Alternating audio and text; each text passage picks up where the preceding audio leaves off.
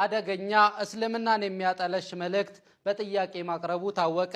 የማዕከላዊ ኢትዮጵያ ክልል ትምህርት ቢሮ ባዘጋጀው የስምንተኛ ክፍል ፈተና አደገኛ እስልምናን የሚያጠለሽ መልእክት በጥያቄ ማቅረቡ ታወቀ።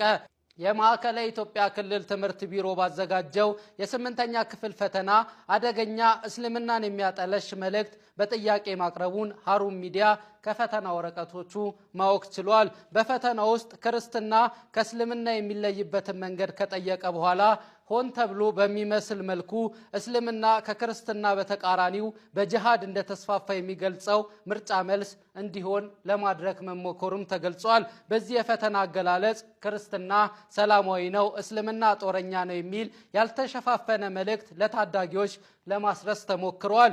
ሴኩላር መሆን ሲገባው በተቃራኒው የአንድን እምነት ስርዓት በቅጡ ባለማብራራትና አድሏዊ በመሆን ለማጠልሸት በሚሞክሩ ባለሙያዎች መያዙን የሚጠቁም መሆኑን ሀሩን ሚዲያ ያነጋገራቸው የትምህርት ባለሙያዎች ገልጸዋል። ከዚህ ቀደም የኦሮሚያ ክልል ትምህርት ቢሮ የስምንተኛ ክፍል በሞዴል ፈተና ላይ ያቀረበው ጥያቄ እስልምናን አዛብቶ ያቀረበ ነው በሚል ሲተች መቆየቱ ይታወሳል።